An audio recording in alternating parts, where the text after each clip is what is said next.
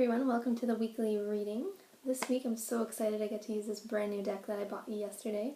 It's called Flower Therapy Oracle Cards. It's by Doreen Virtue and Robert Reeves.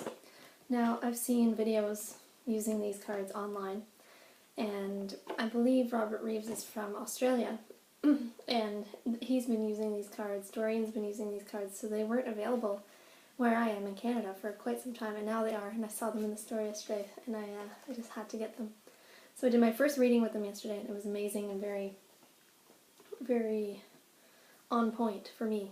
So I can't wait to see what the angels and the flowers have to say. And that's the thing too, it's mixed between flower therapy and angel messages. So let's see what this week has in store. And they're very gentle, beautiful messages, which I'm very excited for. I love this deck. I'm so excited.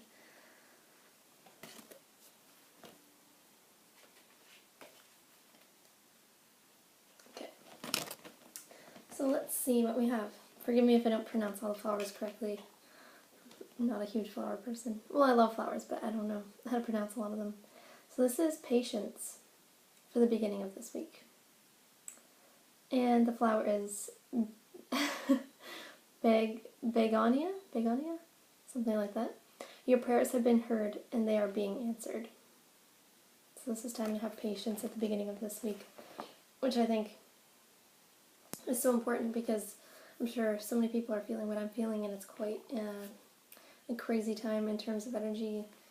We had the lunar eclipse, we had the Mercury retrograde, which is still going on for another week or so, solar flares, and it's easy to lose our cool and lose our patience with ourselves, with others, and with the universe in general. So at the beginning of this week, remember to have some patience.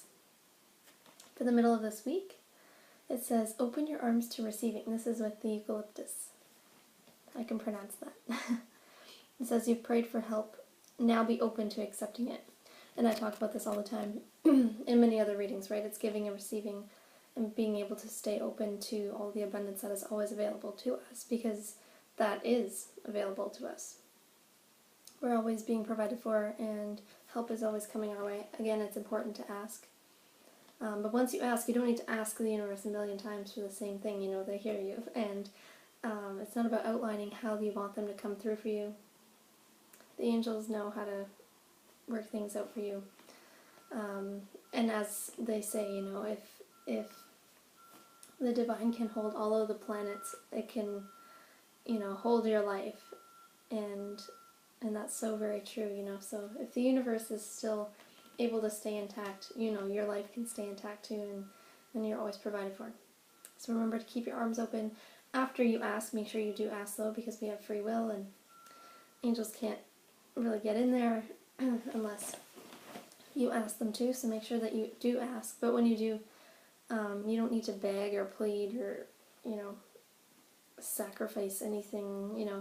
Just ask for their help and they will gladly be there for you to help you and guide you. And then just open your arms to receiving, and make sure again that you remember not to outline how you want the universe to come through for you, or how you want the angels to connect with you, or what you want them to do for you. You know, you have to stay open, because a lot of times you could be very blinded and miss the miracle that's right in front of you.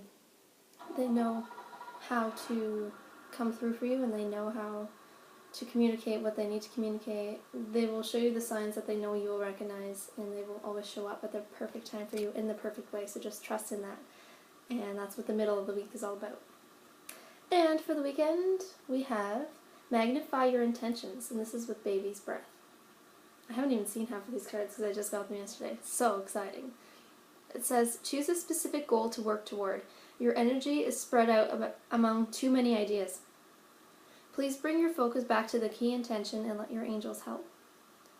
I think that's really interesting. I definitely have been feeling that. I think sometimes I get so inspired, especially at this time, as I mentioned, with all these things happening astrologically.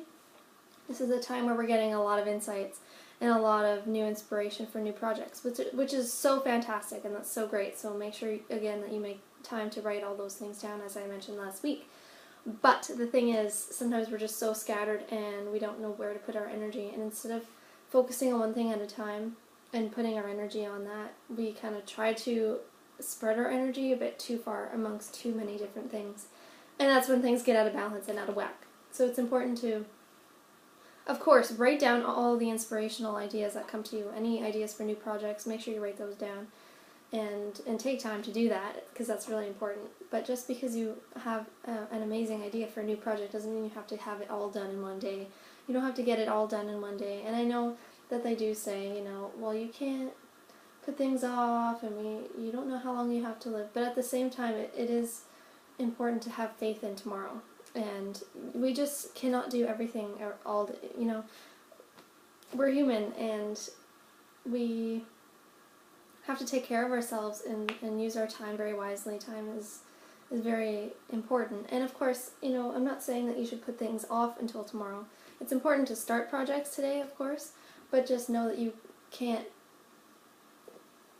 complete every single project that you have come to mind in one day. You know, it's just not possible, and that's okay, because we're human, and this is supposed to be a process when we're learning to work with new people or work on new things and new projects. Allow yourself to have time to work on your goals. You know, you don't have to be there all in one day, and it doesn't have to all be done in one day. And I think I mentioned this last week as well, or maybe the week before, I'm not sure, but I did mention that the same kind of thing in terms of things happening overnight, and we think that our goals and our dreams are going to come true overnight. And we have this idea, this illusion that we buy into, that things happen overnight and there's overnight success, when really I don't think there's such thing. There's always a backstory. There's always a build-up. And then maybe you get to a point where a lot of people acknowledge what you're doing, but there was a lot of time before that where you were just being you. And it's not about just getting recognition from other people. You know, you have to be yourself. And when you are just being, and when you are yourself, you're affecting everything and everyone around you in a positive light, in a positive way. And that's really important. So you don't have to worry and try to make things happen super fast. You know, things happen at the perfect divine time always, and it's important to trust in that. Keep going, keep pushing, keep following your dreams and your goals, but try to stay focused on one thing at a time. Take things one day at a time, and that's all you can really do. So that's the message that we have for the weekend. This looks like a pretty nice week. Remember to have some patience with yourself, and especially in terms of your goals as well. That's how this whole week ties in. And, you know, just having faith and trust is another key part of this week. You know, it's patience with yourself and with the universe. Patience with receiving, and patience with your goals, and letting go and surrendering and trusting. That's what this week is all about. Have a beautiful week, everyone, and I'll see you next week. Bye.